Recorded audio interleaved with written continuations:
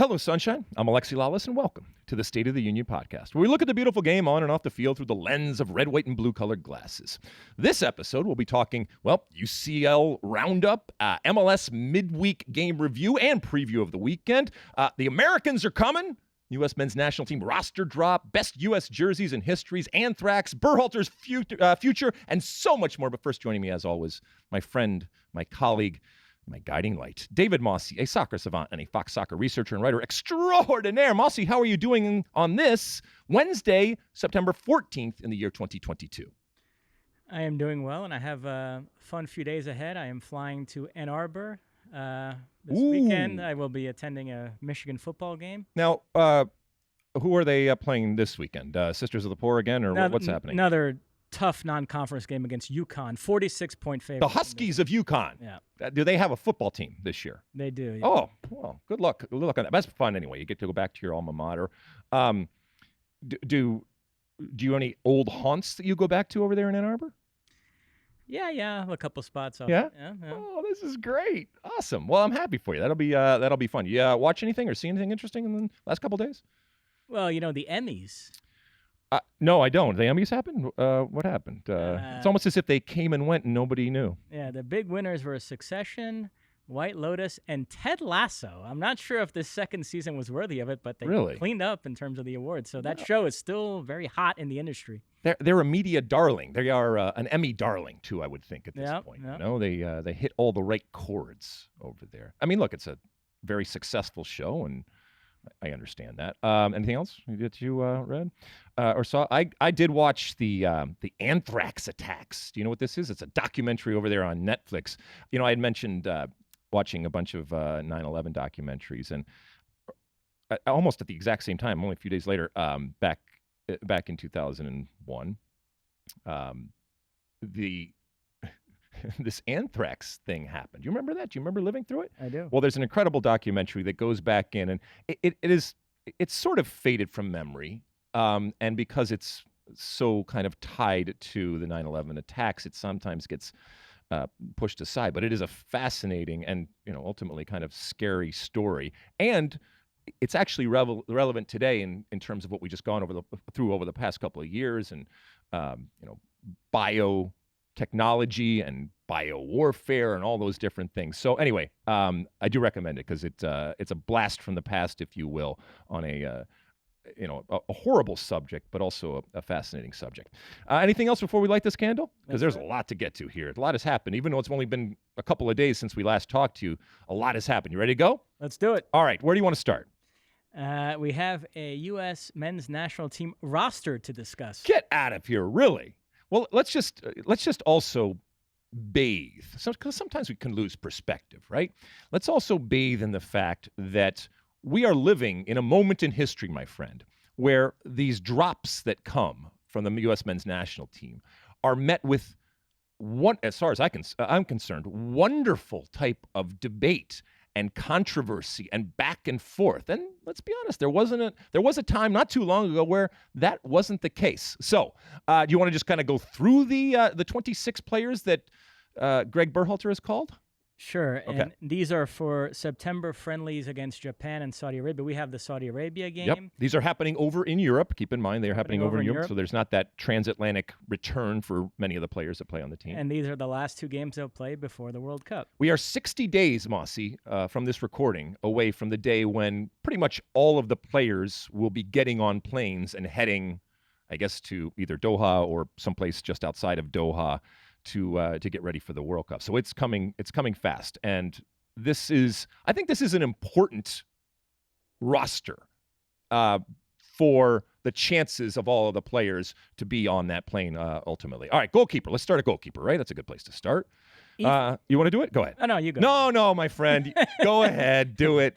Ethan Horvath, Sean Johnson, Matt Turner. Wait a second. Hold on a second. There's somebody missing there. Who's missing? Zach Steffen injured. Oh, he is injured. That in and of itself is not necessarily a surprise. We know that, unfortunately, for Zach Steffen, he has had problems now for a number of years, even dating back to when he was in the Bundesliga. So that's a problem. That's a problem for him. I guess it's a problem for the national team in that I think that if everybody was healthy, there's a good chance that he's the starting goalkeeper. I don't think that this necessarily keeps him off the plane unless those injuries continue on. So I think there's a real question right now from a health perspective whether Zach Steffen is going to be on the plane. As long as he is fit, and I even say just fit because even if he's fit, he still might not even be starting right now. So that's interesting. I think right now then it's Matt Turner that's going to be starting against Wales. And keep in mind, he is still not getting a lot of games. And so who do you think plays in these two games? You think he just gives Matt Turner as much time as possible? Yeah, I mean, if you assume Steffen, if he's healthy, will pop back in, and Turner is definitely going to the World Cup. So essentially, Horvath and Johnson are competing for that last spot. Yep. It is interesting. There's an American starting Champions League games for Maccabi Haifa, Josh Cohen. We'll talk about the Champions League in a bit. And someone brought up his name to Greg Berhalter, and they prefaced the question by saying, well, with the goalkeeper situation unsettled, would you maybe take a look at this kid?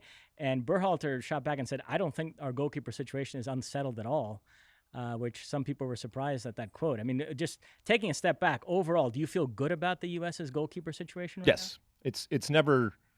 It's never been a problem for me.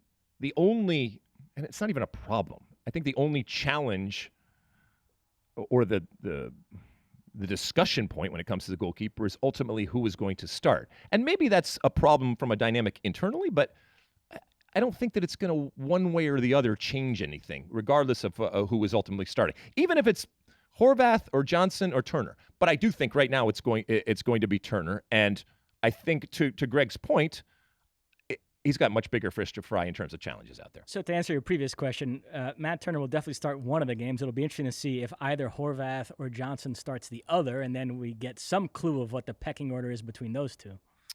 I guess.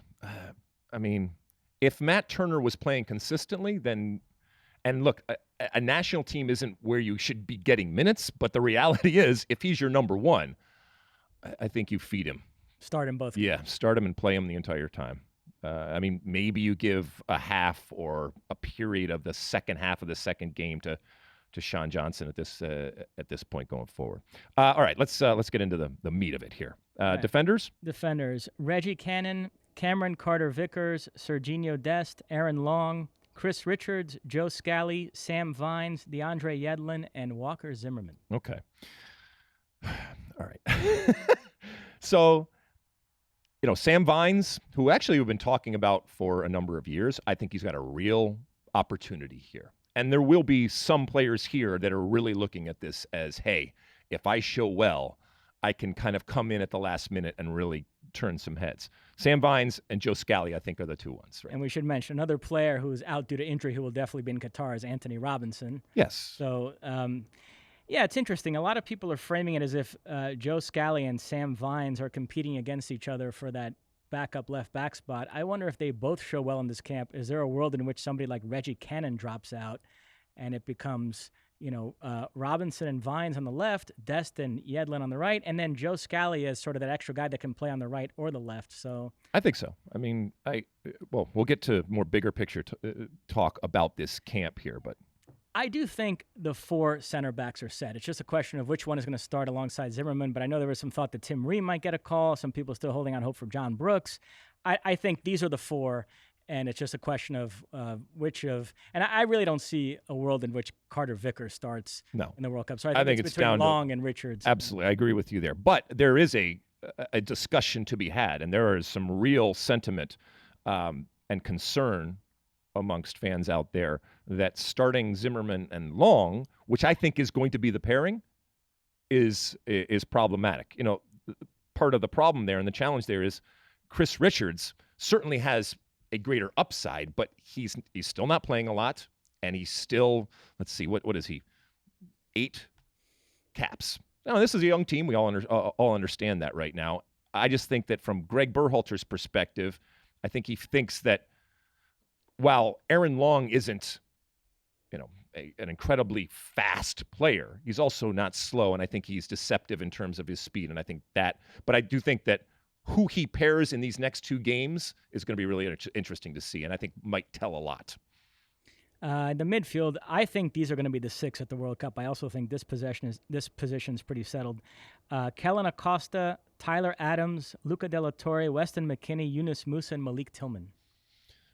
Yes. Yeah. I mean, I think that someone like Christian Roldan might have a say because, again, and I'll remind everybody, and I've said this before, a national team is not about the best players. It's about the best collection of players. And I think Greg Berhalter has gone out of his way this week, including today when he talked to the press, of making sure that everybody understands that that group and the dynamic that has been cultivated and fostered over this last cycle to him is much more important than just somebody popping up and doing well. And I know that irritates some people, and I think that's.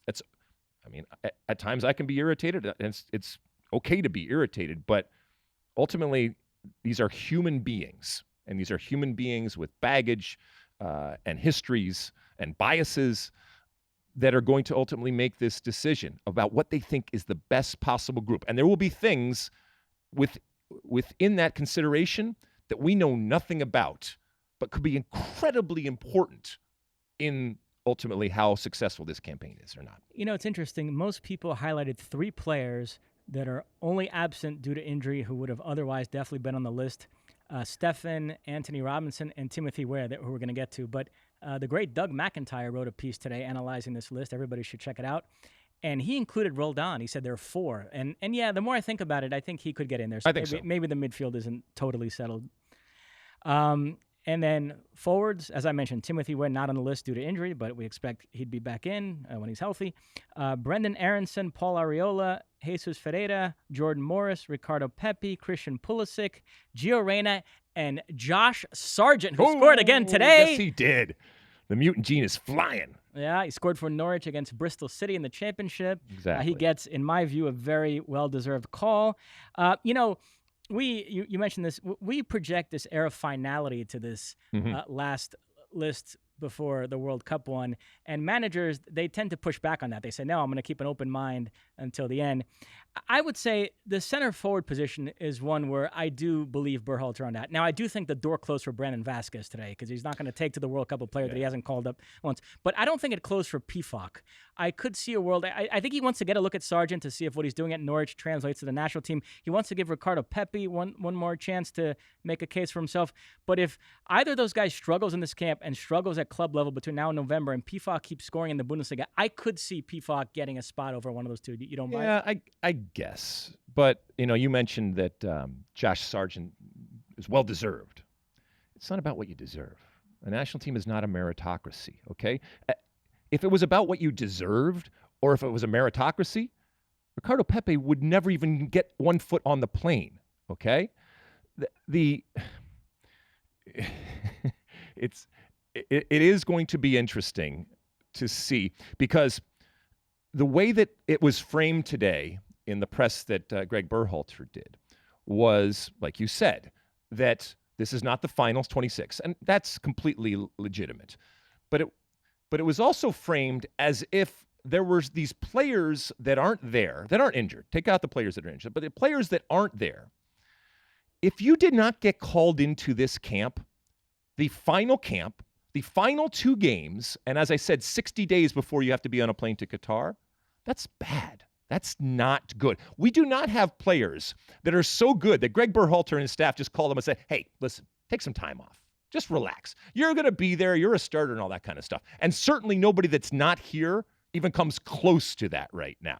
So the way that he framed it as if that them not being here is to give opportunities to others. Are you kidding me? If I was one of those players that was not there, you're not there because they don't think you're good enough to be there. If you were good enough, you would be there. And if I was one of those players that was left off and this explanation came out, I'd be pissed. I'm giving up my spot so you can take a look at somebody else. Oh, by the way, apart from one of the guys that wasn't called, Brendan Vasquez, players that you've seen before, that you know who they are. And now they've suddenly changed. I don't buy that. I get why Greg Berhalter has done that, but and why he says that. But come on, man. In terms of notable omissions, we mentioned Pefok and Vasquez up top, Ream and Brooks at the back. James Sands, we all kind of thought, with his versatility, maybe one of those last extra spots would go to him. Now, mind you, this is not the best day to sing his praises. We'll talk about the Champions League in a minute. Right. And frankly, the last few games for him haven't been all that great. But before that, he was playing well for Rangers. Were you surprised James Sands not on the list? Well, according to Greg, he could be on the list. It's just he's giving up his spot for somebody else so they can assess it. Remember, Greg went to Glasgow to watch the Old Firm Derby and then went out to dinner afterwards with all three of them, Carter Vickers, Tillman, and Sands. That must have been an awkward dinner when he told Sands that, hey, you're not going, but the other two are. you know I love Greg Berhalter, and I, as the kids say, stand for him. But I think it's a lot of lip service. I think that it's performance ultimately that Greg is doing, and I get it. You kind of have to do it in that position. I think Greg has made up his mind about a lot of these a lot of players when it comes to the list. So if you had to guess, the only change is going to be plugging the three injured players back in, or four if you include Roldan. Yeah, I mean, so Stefan, if he's healthy, would get either Horvath or Johnson's spot. Yeah, I mean, injuries and health obviously that changes the equation. Yeah. Anthony Robinson gets one of the fullbacks spots that are on this list. Yeah. And obviously Timothy Weah, if you plug him back under this current roster construction, then I guess you would have to lose one of Jordan Morris or Areola or somebody like that. I think it might be back between those two guys. Yeah. I do think that, as you said, Christian Roldan has made his case. And anybody that you talk to, whether it's publicly or privately, any player, any staff, they do not have a bad word to say. And again, this team is built on youth. And I do think that Greg Berhalter and his staff have almost at times gone out of the way to cultivate a young team. And even maybe throwing out players that might be good, but because they're from a different age group and therefore have a different type of dynamic. So at some point, somebody has to be a leader behind the scenes and also be good with the fact that they're probably not going to play a whole lot. Although I will say this, I know we've gone to 26. The most successful run that the U.S. ever had in the World Cup back in 2002, if I'm not mistaken, almost every single player was used. Now, I know back then it was 22 players, and now we're at, or 23 players, and now we're at 26. But nobody's going there as a mascot, including Christian Roldan. So don't be surprised if he and others that you kind of said are just along for the ride actually play a part on the field. A random question. Yeah. Today we have social media, Twitter, etc. Yeah. Back in '94, how did you find out when you got called up for the World Cup squad? I found out that I made the World Cup squad in Laguna Niguel in a parking lot. It was brutal, Mosse. It was brutal because the final cuts were made. So you didn't find out you made the team, but you found out you found out who wasn't part of the team, and in that parking lot that happened. And so because I was not one of those cuts, drove back knowing that I was going to be part of the 22. It was ruthless and it was cutthroat.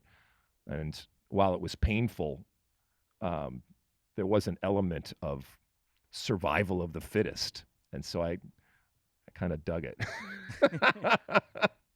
Not that, and I didn't dig people getting cut and, not realizing their dream in that moment, but there was an element of, like I said, ferocity and ruthlessness there that I did kind of dig. All right, so can we talk about Brandon Vasquez? Sure. So Greg Berhalter today obviously was asked about the situation. I made my feelings very, very clear.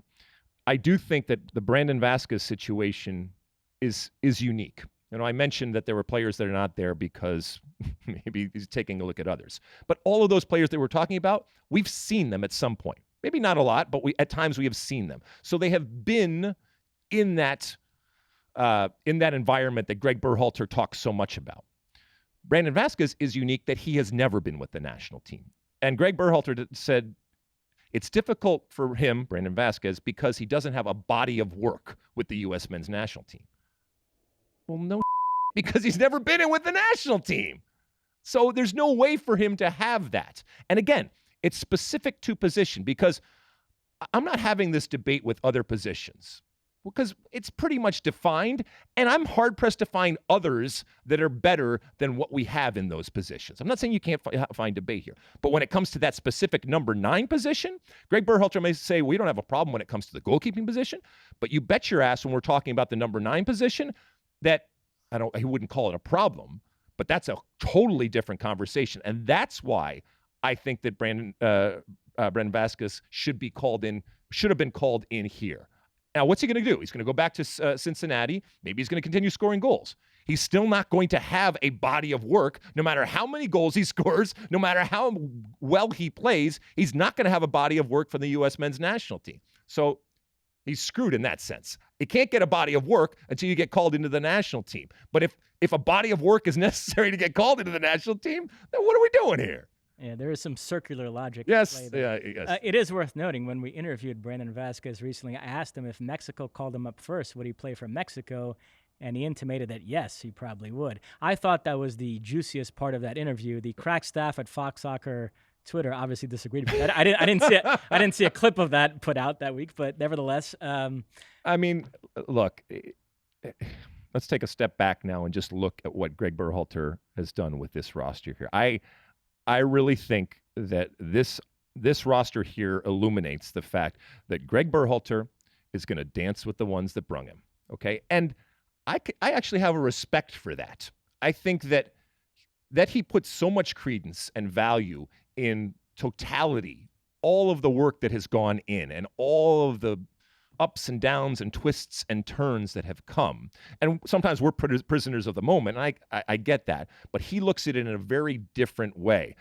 I think that is good. And I can, like I said, I can certainly respect that, that he values the dynamic that he has, like I said, cultivated over this cycle. But I do still think when it comes specifically to Vasquez, that it's a mistake to not at least take a look at him now, because people will say, well, there's a camp coming up in October. Yes, but that's not a full camp. And so that's not going to be a body of work with the national team either, because this was the moment to bring in when everybody is together. You needed to be in this camp, I think, to have a real decent chance of going to Qatar. I will say, to end on a happy note, sure. You plug Timothy Weah and Anthony Robinson back into this list, you take a step back, you look at it, it's a talented squad. I mean, you see all the names, Reyna, Aronson, Pulisic, McKennie, well, that's Adams, beyond, Musa. yeah, that's beyond debate, that it's talented. What the debate is like champagne problems, right? Who's ultimately going to start? Where are these players going to play? Who is the best position, best for that position? Yeah, there are teams that are very talented in the middle portions of the field, but are weak in both boxes, and it can come back to bite them. And I wonder about the U.S. shaky center forward situation, questionable center back situation. Who's going to partner Zimmerman? If you have a rusty Matt Turner goal, you could see a scenario where the U.S. plays well in Qatar, but they pay the price for, like I said, not being great in both boxes. I just got to say, I love this. I love that everybody's, including myself, we're getting so excited and hot and bothered about all this. It means the World Cup's coming, and I'm so excited. I'm so excited about this. And to your point, I'm excited about a World Cup featuring this team. Is it perfect? Absolutely not. Does it have flaws? Yeah.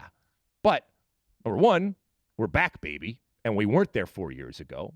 And that means something, and that's something to celebrate initially. But two, we're back with a team that's really, really interesting and really, really good, really, really young, really, really inexperienced, with plenty of depth and still plenty of questions for us to talk about. So, all right, anything more on the roster here? As you mentioned, against Saudi Arabia and Japan, right? Which one are we doing? Saudi Arabia. We're doing the Saudi Arabia game. That's going to be fun. This window is going to be fun, especially, we talked about on the pod earlier in the week about the preparation, the research that's going on, to be able to see some of these teams and to see some of these players as we get closer and closer to the World Cup in their, I guess, their natural setting is pretty cool. All right, what do you want to go to now?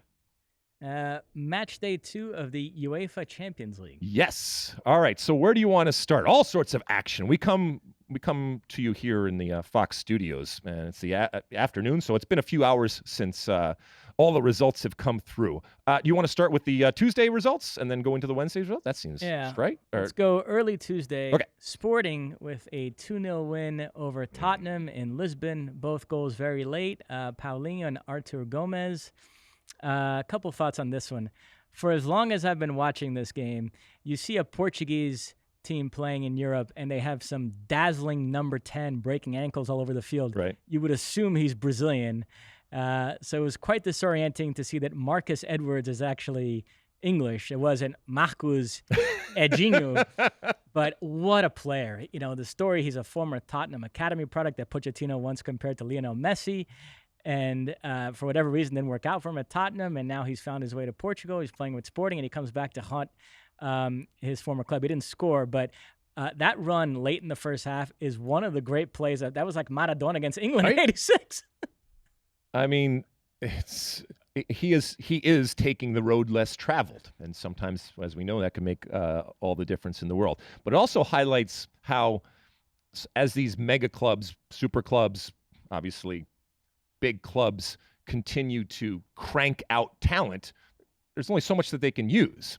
And we all know that people develop at different paces and in different ways, and some are much more able to realize their full talent in different types of environments. And so you got to be careful that you're not the architect of your own demise. And the second goal was scored by a Brazilian, Artur Gomez. Also, what an incredible run. The nutmeg, the step over. Thierry Henry really liked that goal. That was something. Because it probably reminded him of himself. Not exactly, because it's Thierry, so, you know. Then later on Tuesday, let me do Liverpool first. Okay. They beat Ajax 2-1. Mo Salah scored early. This young, really talented striker on Ajax, Kudus, equalized. And then Joel Matip with a header late that barely crossed the line. Liverpool get a much-needed 2-1 victory. So Kudus, exciting, right? Yeah.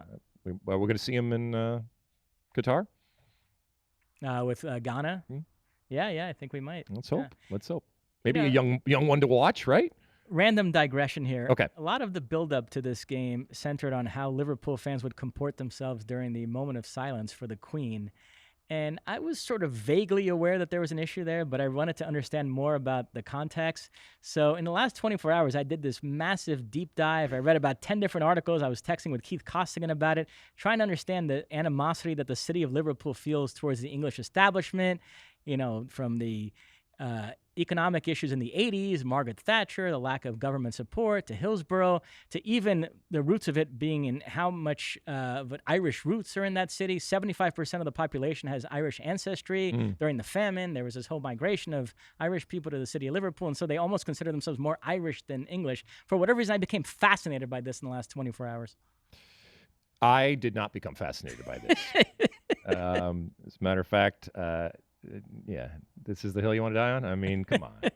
Just have some respect and just be quiet for a couple seconds.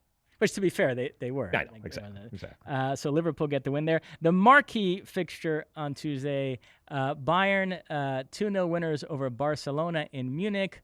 Both goals coming early in the second half, just a few minutes apart. Lucas Hernandez from a corner, and then Leroy Sané. I will just say that we have seen over the years coaches come out and say that the score does not reflect the actual play on the game. And to hear Xavi come out after and say that, in this case, I think he's actually right. I agree. Up until Bayern scored their goals, I thought Barcelona was the better team, creating the better chances. Lewandowski, it's amazing to say this. That's the irony, right? I mean, yeah, it's amazing to say this about a player of his pedigree, but he seemed nervous facing his former club because he missed chances that he normally doesn't miss and let Bayern off the hook. And then Bayern got their 2 goals. Even afterwards, Barcelona had an incredible chance with Pedri. But then I did think they faded down the stretch and Bayern saw out the game fairly comfortably. So very satisfying win for them. You know, the Lewandowski thing, it wasn't the most contentious departure I've ever seen, but it also wasn't hunky-dory. There were some bad feelings there, so I'm sure they enjoyed beating their former player. And look, as mature and experienced a player Lewandowski is, this is still kind of a big thing and a new thing. And so I can understand a little bit of, trepidation. But ultimately, you're a goal scorer. You should be able to click back into form, and he had a bunch of opportunities. three young players involved in this game that I think are really players to watch in Qatar. Alfonso Davies was sensational. I mean, early in that game, he absolutely destroyed Rafinha. And then when they moved Dembele to that wing, Dembele didn't have any success against him either. I mean, we know about his runs forward, but defensively too. I mean, he is just, when he's his on closing his game, speed is ridiculous. Incredible player. It's ridiculous.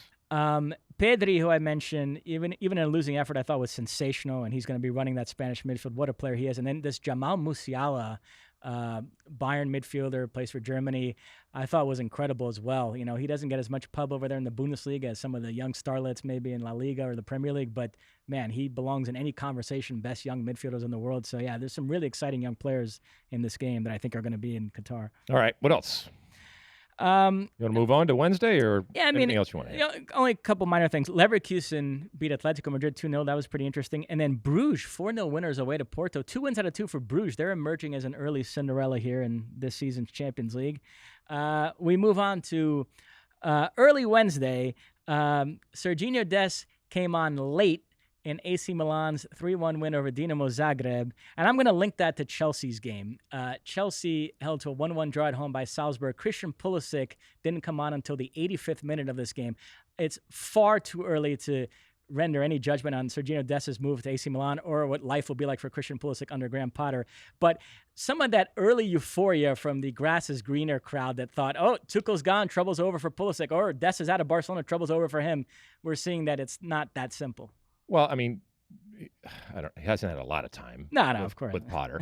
I will say, I mean, Serginho Dest, when he came in much more as a right-sided midfield attacking type of player there too. So that's going to be interesting because we've talked about how he might be used in different ways for AC Milan. So at least he's on the field, and that's a much more positive type of situation than Christian Pulisic, who after all of this craziness just gets a couple minutes at the end. So who knows? He might find himself right back where we started. And if that's the case, then because I think the sympathy at times has been for Christian Pulisic, and he's not been treated fairly, not by everybody, but by a lot of people out there.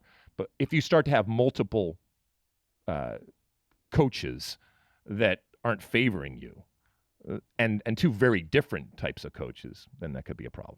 And Raheem Sterling scored Chelsea's goal in that one, but Salzburg equalized later on, so it finished 1-1 at Stamford Bridge. Wesson McKennie. That's not a good result, by the way. No, not a good result at all. Only 1 point from 2 games. Remember, they lost to Dinamo Zagreb.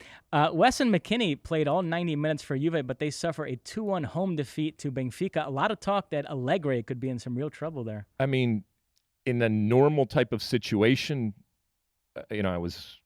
Who I was listening to coming into work here. I think Tony and Janusz over there at Sirius XM, and I think both of them, Janusz Mihalik and Tony Miola, both of them were like, this should be gone, and they're absolutely right. In a normal type of circumstance, this would be a bridge too far, and there's a problem. You have to make a change. I mean, this is a bad result in the midst of what a lot of people feel is a Juventus team that has fallen to mediocre levels.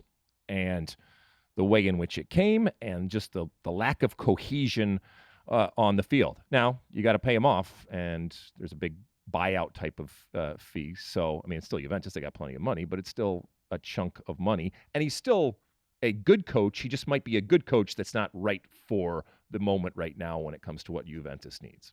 I might have buried the lead here as far as Wednesday's game. Wouldn't be the first time. Go ahead. We talked about Lewandowski facing his former club on Tuesday. Erling Haaland faced his former Don't worry, we're going to get there. We're going to get there. On Wednesday. We're teasing it. Manchester City come from behind to beat Dortmund 2-1. Dortmund took the lead through Jude Bellingham, who is yet another young player. I'm excited to watch the World Cup. The U.S. is going to have to contend with them on November 25th. Road less traveled. Yep. And John Stones equalized late. And then Erling Haaland with a sensational acrobatic goal, reminiscent of a famous goal Johan Cruyff scored for Barcelona in the 70s. Pep referenced that in interviews afterwards. He obviously worships Johan Cruyff. But, I mean, to see a guy that size to be able to go and snatch at that ball. Did you thought it was more reminiscent of a Cruyff goal? Because I thought it was Zlatan. I thought it was Zlatan-esque. Zlatan, well, first up, Zlatan will tell you how much he's into martial arts and all that kind of stuff. But we've seen him plenty of times do kicks that are unconventional in the way that he goes about it. There was never a point where I equated the two more closely than seeing that goal today. And keep in mind that it comes, it should be said, at a moment, either it was yesterday or today, where Zlatan said, when I find somebody that physically is of my stature, then I will know it's time to retire. This is a Zlatan that we are looking at in Erling Haaland, in the things that he can do, in the way that he does things, in, despite his size, the control and the grace that he has. Zlatan, that's what you were, maybe at times still are, but this is the new model. I mentioned an American started in goal for Maccabi Haifa today against PSG. Maccabi Haifa actually took the lead in this game, but ended up losing 3-1 because Messi, Mbappe, and Neymar all scored in succession. So PSG 3-1 winners away to Maccabi Haifa. Well, there was a moment there when everyone was excited. And still, I think that Maccabi Haifa comes out of it looking good.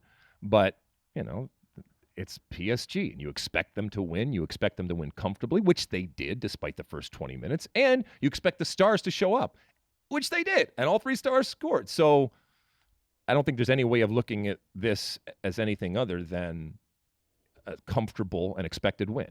And then last game, the defending champs, Real Madrid, very labored today. Benzema's out injured. They started Rodrigo as a false nine. Didn't really work. They struggled against Leipzig at home, but 2 late goals, Valverde and Asensio, they take it 2-0, so Real Madrid rolls on. Let me ask you something. I was talking to my brother when we were watching the game today, and he asked me about and this is off the field, but the construction that is going on in Madrid for that stadium. Do we have a timetable on when the tarps are going to be gone and when this whole thing is going to be done? Because it's still lacking the feeling over there when it comes to the environment that once was created. And I'm not saying that it necessarily hurts it from a player perspective or even from a viewing perspective, but from a TV perspective, it's still COVID-esque type of viewing. It feels like these construction jobs in New York City, they're like subway stations that I've been hearing about for decades. Right. Or the big dig up there in Boston. Some midweek MLS action we want to hit. A couple of big games Tuesday night. In the West, Minnesota LAFC finished 1-1. The Loons took the lead with Kalman, and then Carlos Vela with a sensational strike to equalize. Gareth Bale started this game, came out after 60 minutes. Another underwhelming performance. Your thoughts? I mean, look, an underwhelming performance both from the Loons and from LAFC, if you really have to look at it, because both of them are kind of desperate to – I mean, I'm not saying necessarily desperate for points, but I think they're desperate for a good performance that they can feel good about. And I think both of these teams leave this game feeling like, I still think – I mean, they're not out of the woods when it comes to Minnesota relative to the playoffs, but I think they're going to be okay. Their bigger problem is they're limping into the playoffs. And LAFC, we know that they're going to be fine, although they might have lost the Supporters Shield, but they just look all over the place. And Bale still, it's not happening. You know, Carlos Vela, I mean, just purely from a optics perspective, just doesn't look right physically. So Steve Cherundolo better get it together because the playoffs are coming fast. You know, I don't think the Madrid media was totally fair to Bale, so I'm definitely not on that side of it. No. But I do think lots of people outside of Madrid went way too far in the other direction and were way too pro-Bale in the way they depicted that whole situation. And some of those chickens are coming home to roost now, because I remember a lot of tweets from MLS folk mocking the suggestion that there was any question about Gareth Bale's form. No, everything's fine. It was just this vendetta the Madrid media had. It was all petty stuff because he didn't speak Spanish or play too much golf. Trust me, different environment. He's going to be as good as always. And we're now seeing that, there maybe there was an issue the last couple of years. And, you know, the goal that he scored right off the bat when he came to the league, everyone was like, oh, it's great. And he's turned a corner. I mean, the big part of this whole conversation is that, you know, he's leading Wales to the World Cup. And is there a switch that he is able to flick personally or through his national team because of the honor and the pride that he feels? Because it's hard, man. When you reach for that switch and it's not there, that can be a problem for him and for his country. The other big game Tuesday night, Inter Miami beat Columbus 2-1. Lengthy weather delay in this one. Gonzalo Higuain with both goals for Inter Miami. Cucho scored for Columbus. You know, we praised Phil Neville earlier this season for having the guts to bench Gonzalo Higuain, but now he's having to rely on him. Again, 8 goals in the last 9 games. He's been terrific. He's been wonderful. And a 2.5-hour rain delay. I'm told that that's the 5th rain delay that this team has had. Because every time I turn into Inter Miami, playing down there in not Miami, in Fort Lauderdale over there seems to be a weather delay, and that's not easy for any of the players on either side. But more importantly, that was a huge goal, but it was a huge 3 points, because that's still that. You're saying there's a chance? Yeah, I mean there's more than a chance. Miami now sitting, just so you know, at 39 points. Chasing Columbus at 41 points, and both equal on games played at 30 games played. And by the way, Cincinnati's just at 42. So all to play for when it comes to the Eastern Conference. In terms of some weekend games we're looking forward to, MLS, NYCFC versus the Red Bulls, a derby, and NYCFC desperate for a win. All right, we should mention that we were recording this on Wednesday. There are games in progress when it comes to Major League Soccer, including Orlando hosting Atlanta. There's some games later on tonight with Austin and RSL, and Colorado hosting San Jose, and then I think Vancouver hosting the LA Galaxy. So some big results will have happened by the time that you are listening to this. Also, Campeones Cup, is that what we're calling it over there? With NYCFC and Atlas happening right now. It's in the 10th minute. And NYCFC already up 1-0, so we'll see if they can hold on and become the CONCACAF champions going forward. All right, got anything else, Mosse? That's it. All right, let's take another quick break, and when we come back, well, we'll spin it forward. Look what's coming in the weekend. Don't go anywhere. All right, we're back. Let's take a look to the weekend. Mosse, shall we? What are you looking forward to here? In MLS, we've got NYCFC against the Red Bulls, a derby. NYCFC desperate for a win. Yeah, I mean, and there's, we talked about LAFC and we talked about the Loons. NYCFC are reeling right now. They just cannot get it right from an MLS perspective, and so they will be desperate. And we'll see whether New York is red or whether New York is blue. Pigeons versus Bulls.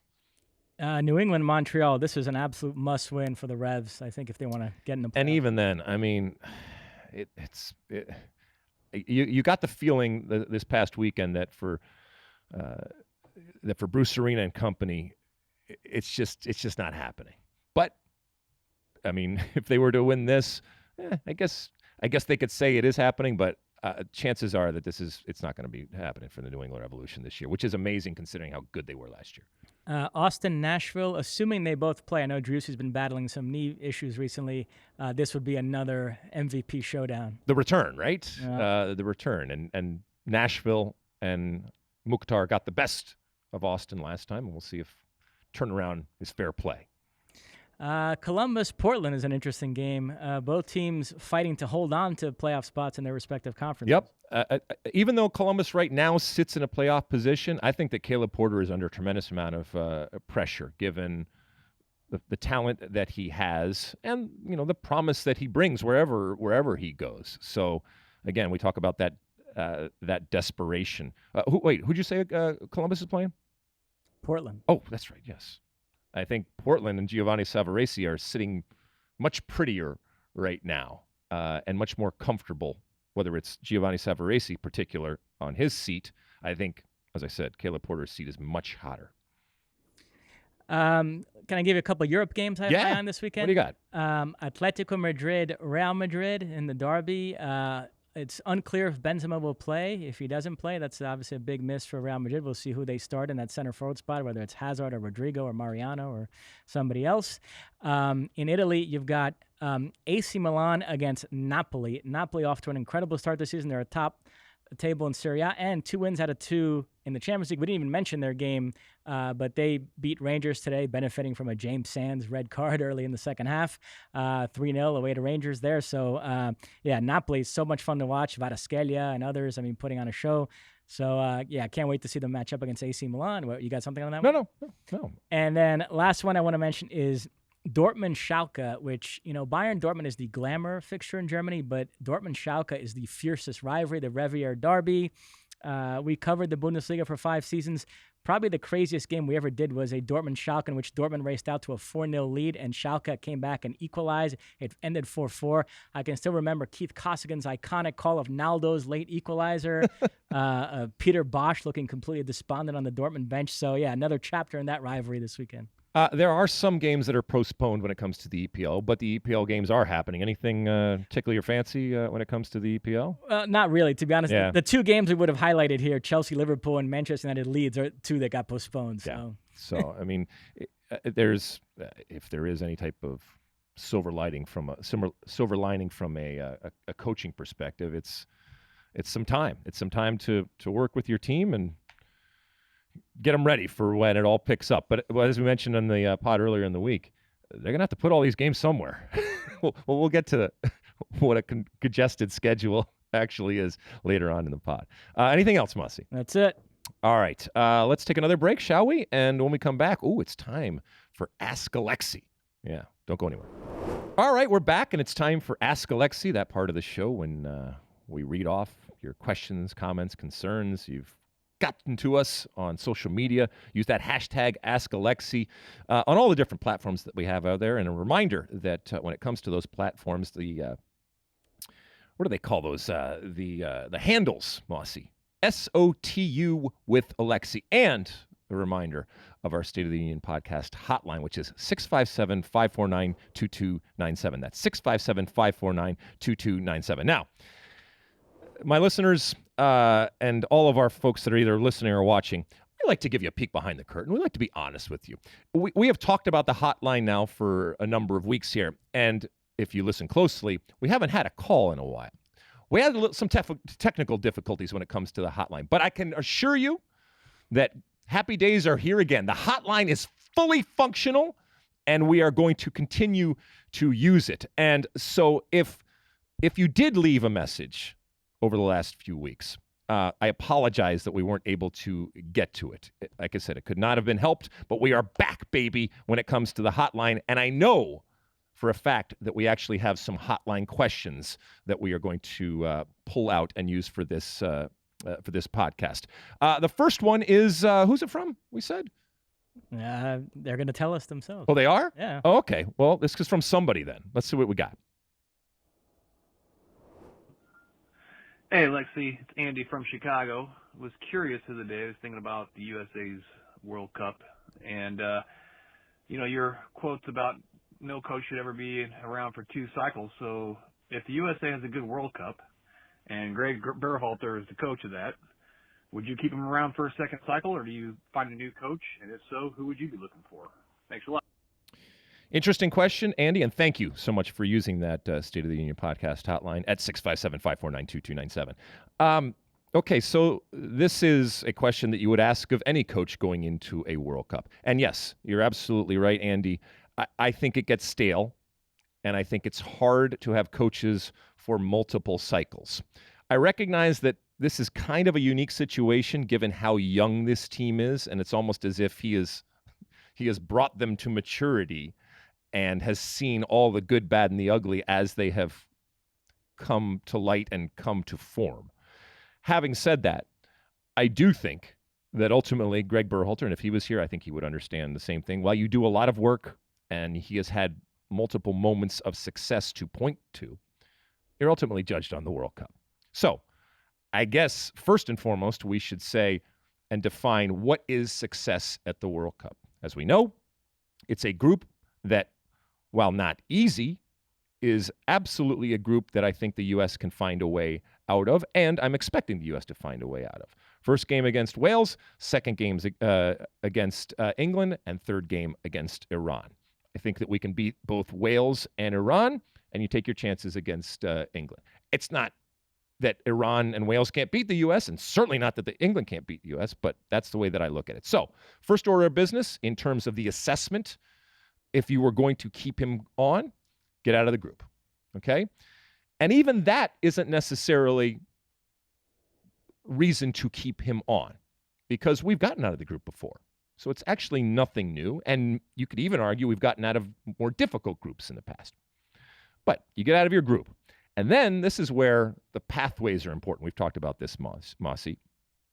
I think that the only way that Greg Berhalter continues on is if, one, he gets out of the group, and two, he beats either, let's see, so we got Qatar, we have Ecuador, we have Senegal, and I'll put those three, beating one of those three, because we know that that is the group that the U.S. is going to play in a potential round of 16 game.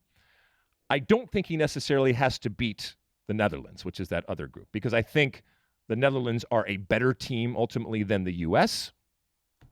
Look, it certainly wouldn't hurt, and you would probably sign him up again. So I think that's what has to happen for him to continue on. But there's a part of me that says it really doesn't matter, even if he won the World Cup. That's it. You move on. And you get somebody else in there to take it that next step. Because I think that next step, without qualifying, with this team now being very, very different and having matured and having changed, both physically and mentally, it's a very different proposition, that next cycle. So that's what I think he has to do from a U.S. soccer perspective, for them to look at him and say, yeah, we're going to give you to 2026. And let's be honest, 2026 is the carrot. That's what everyone wants. And why wouldn't you? That is going to be, a seminal moment and a defining type of moment. And whoever is in charge, that's the primo job to have going forward. What do you think? Let me throw a couple of scenarios Okay. at you. The U.S. performs poorly at the World Cup. Mm-hmm. Greg Berhalter leaves. Do you think then there'll definitely be a sentiment for a foreign manager?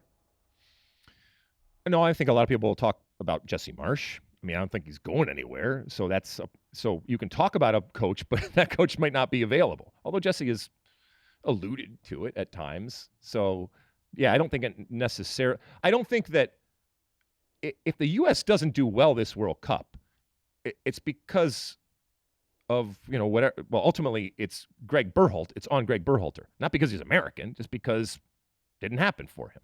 So I don't think that precludes going on and having, especially in this day and age, we're producing more and more coaches. And I think more and more coaches of substance that would be able to have success. I want Greg Berhalter to do well because he's the coach of the U.S. national team, not necessarily because he's American. Doesn't matter who's the coach. I want them to do well. That he's American, do I take extra pride in that?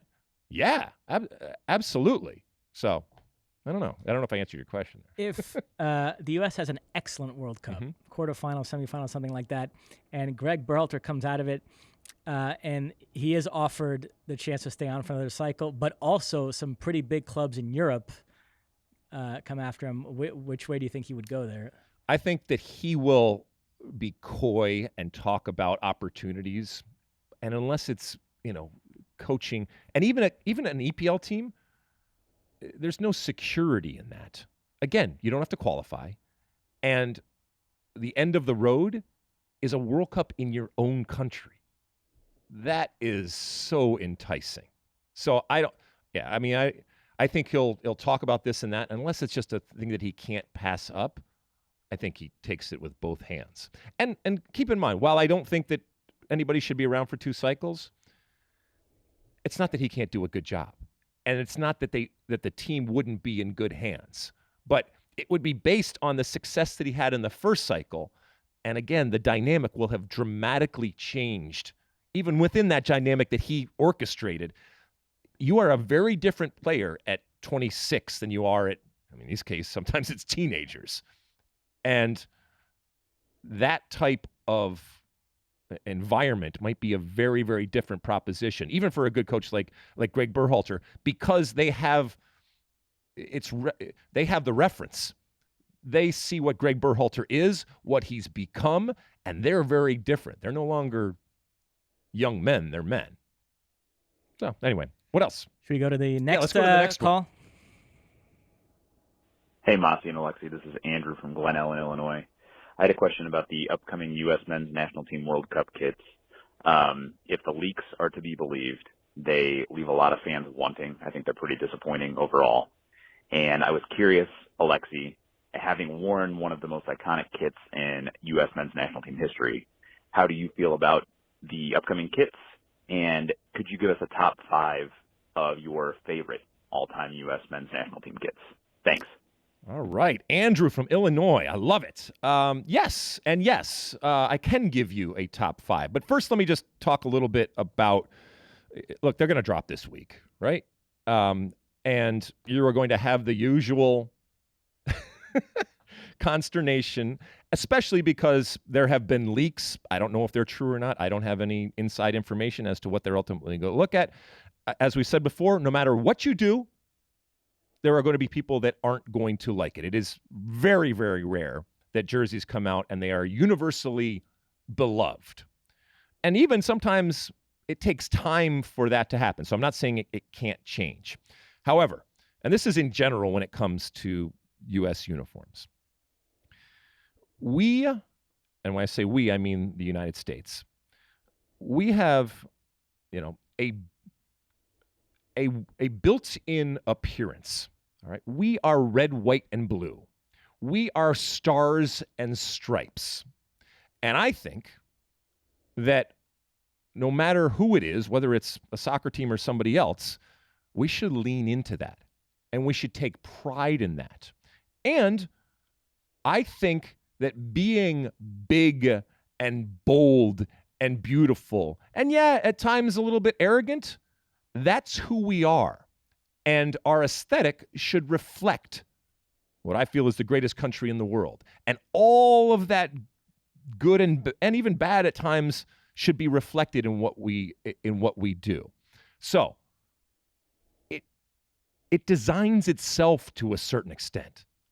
Be big, be bold, be red, white, and blue, be stars and stripes, be over the top, but most importantly, be memorable.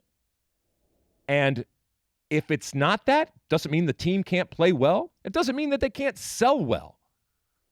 But that's what I want from an American jersey. That's what I want to see. I want to look on that field and go, there is nobody else but the U.S. I see playing out there. And too often, I think we don't have that. And I'll say this before I give you my 5, Mosse. If I find out, and it comes to be, that not only are we not leaning into that, but we are shying away from being proudly American in our aesthetic and red, white, and blue and sporting the flag, the stars and stripes, that will sadden me and that will anger me. If the world in which we live in, the time in which we live in, is such that we can't be proud of our red, white, and blue history and our stars and stripes aesthetic, then all is lost, both on the soccer field and off the soccer field. Okay, let's see here. You want my top 5? I've given this a lot of thought, and yes, we are all over the map when it comes to. That's part of the problem. We're all over the map when it comes to things that we have done. Okay, I will go number 5, and I wrote this down to make sure I get this. The 1950 homage. Back in 2004, it was a third kit that was done for U.S. Jamaica, I think, and I love the history of it. And yes, it's a little bit plain, but it's distinctive. And the crest is just chef's kiss. And I love, retro types of things. Now, it was a one and done because there was, a situation with, infringements and stuff like that when it comes to the badge. So it came and went. If you have one of these, congratulations. But I just thought I thought it was inspired. I thought it had a really good backstory. And when I saw it, it made me proud of my country now, but also it made me proud of the history that we have, especially when it comes to the history of the game in America, which sometimes we poo-poo. Okay, number 4 would be the 2002 home 2-0. And yes, as I mentioned, things change with time and they marinate over time.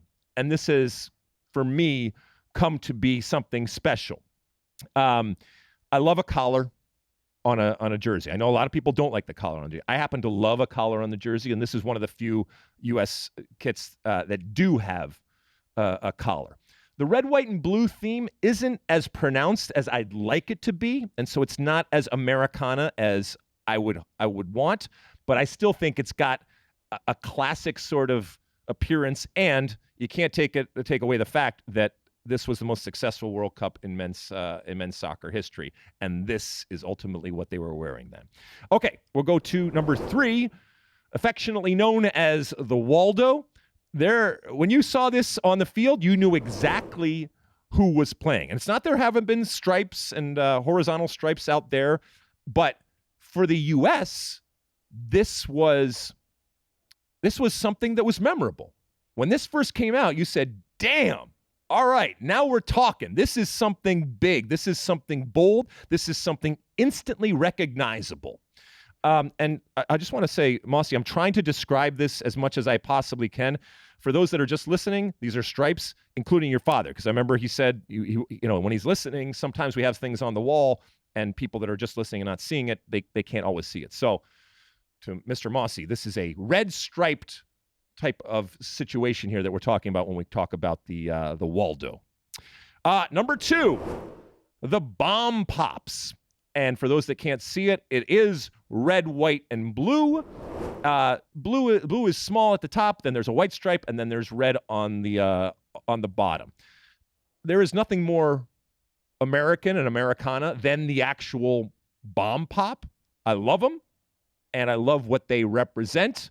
And so that there was this connection to something very American. I mean, the only thing would have been better if it was like a Slurpee or something like that. But the bomb pop, I'll take it. So that for me was number 2. I bet you a lot of people would switch 2 and 3 when it comes to the Waldo and the bomb pop, but I think it resonated with a lot of people. And then we get to number 1. And look, it almost should have a separate category, because everything that I talked about, everything that I desire, and everything that I want from a jersey is the 1994 home, affectionately known as the denim kit, faux denim, whatever you want to call it. It is, I don't think that there has ever been a more inspired type of American jersey, regardless of what sport you're talking about there. It was stars and stripes, obviously, red, white, and blue, and you knew exactly who was on the field. And that it has grown into something bigger than what it was even at the time. I think that says a lot about how important it is, how much it resonates, how much it still resonates, and it does warm the cockles of my redheaded American heart that so many, in this day and age when it's so easy to play down and mute America and mute red, white, and blue, that so many, even people that weren't even around or even born when this game happened and when we were wearing these, are drawn to this. So number 1 is denim, 1994. I think that the denim was our 1994 away, if I'm not mistaken. So it is far and away. Like I said, it should be a completely different category, because it's almost slumming it being with these other 4. Anyway, Mosse, you have some comments. The picture there for the 94, yes. That's Thomas Dooley, and help me out, who's the other? That it would be Clay Koyman. Clay Koyman. Yep, Clay Koyman, outside back for us there. And I still get questions about the denim jersey. That's how iconic it has now become in American soccer circles. That 2014 away picture, that is John Brooks, correct? It looks like it, yeah. If I'm not mistaken, scored the game-winning goal in the U.S.'s last World Cup victory against Ghana in 2014. Graham Zusi with the assist, but sadly, John Brooks will not be scoring any goals at this World Cup. Well, you never know. Maybe he's just biding his time and letting other people have some time with the national team here in this camp, and that he's just cooling his jets. And Greg has said, "Listen, you're on the plane. You're a starter for me. You just stay off the camp." I gotta say, I'm an old school guy. Mm-hmm. I love number 5, the 1950 tribute one. That's Gucci Onyewu sporting that jersey on our photo. Yep. I find that really sharp. It's cool, isn't it? I like it, yeah. It's really cool. They did a whole thing where they had other attire. I have some old ones where It was, as opposed to being off center, they did some things where there was that crest was in the middle. It was really cool. Because again, we do have a soccer history out there. And sometimes you have to work to find it, but it's there. And when you find it, it is gold, and it is beautiful, and it's worth celebrating. And so I love the fact that they celebrated that. So thank you, Andrew from Illinois, for asking us about that. And I hope, I got to think that this satisfies that question. All right, anything else, Mosse? That's it. All right, again, we are back when it comes to our hotline. As you saw, we took 2 hotline questions here. 657-549-2297, the State of the Union podcast hotline, 657-549-2297. We're going to take a quick break, and when we come back, we'll close out the show with my one for the road. Don't go anywhere. All right, welcome back. We've reached the end of our show, and at the end of each and every show, I give you my one for the road. Mosse, all sorts of brouhaha over the last 24 hours. You know this guy, Todd Boehly, right? The new owner of Chelsea, all right? So he's been spouting off there at some different conferences, and he has gotten people's feathers ruffled. You got the quote there? Can you read it to me? Yeah, in a general discussion about English football and him being an American owner and, ideas that he has, he said, ultimately, I hope the Premier League takes a little bit of a lesson from American sports and really starts to figure out, why don't we do a tournament with the bottom 4 sports teams? Why isn't there an All-Star game? Interesting. I do have a quote and a response when Jurgen Klopp, you know who that Jurgen Klopp is, coach of Liverpool over there, when he heard in his press conference that this had been thrown out there by Mr. Boehly. He said, when he finds a date for that, he can call me. Does he want to bring the Harlem Globetrotters as well and let them play against a football team? Now, that sounds very dismissive, and it was, if you watch it. However, what was interesting to hear is how the wheels started to spin in his brain as he started to answer the question. And by the end of his answering the question, because he went on from here, Jurgen Klopp did, he almost said, well, that's an interesting idea. And so I actually think that Klopp's response is much more appropriate, shall we say. Having said that, there were others that were not not having any of this, including the Gary Neville guy. I do. He used to play soccer. Now he's a what do they call him over there? Pundit. Pundit. Right. He's a pundit over there. He said this morning, I keep saying it, but the quicker we get to the regulator, the better. U.S. investment in English football is a clear and present danger to the pyramid and fabric of the game. They, meaning the Americans and the American investors, just don't get it and think differently. They also don't stop till they get what they want. All right, so where do I start here, Mosse? This, and believe me, this was all over social media, and so it's not just pundits and the like having a problem. They talked about it in the CBS pregame Yes. show. Thierry Henry, Thierry Jamie Henry railed Carragher, against all it. fired up. Everybody's fired up against it. The reaction was not surprising to me in the least, but this knee-jerk dismissal and, like we said, indignation at the mere suggestion of introducing new concepts to the Premier League, as I said, is not surprising. But I will submit to you that it is much more about the American messenger in this case, Todd Boehly, the new owner of Chelsea, than the actual message itself. And I'm not saying that there wouldn't be criticism had somebody else suggested something like this. As a matter of fact, All-Star games have been floated in the past. That certainly is not necessarily anything new. But the fact that it came from an American, that's where a lot of this anger comes from. And I will say this, the protective and kind of nationalist and defensive and, like I said, dismissive and arrogant response by some is not surprising. And if the shoe were on the other foot, yeah, I would probably kind of react the same way. And I am at times incredibly defensive, and I stand up against or for when I feel that I am being, attacked. But this is a little bit ridiculous. Keep in mind, Mosse, that the EPL was created in the image of American sports. The EPL was created in the image of the NFL. Monday Night Football, glitz, glamour, production, all of that kind of stuff was created in the image. There are good things and bad things about American sports. But in this instance, throwing out a possible suggestion, it does not mean that this is the end of the crown. This does not mean that the Americans are coming and, what is it? 2 if by land, 1 if by sea, 2 if by sea, 1 if by land, 2 if by land, 1 if by sea.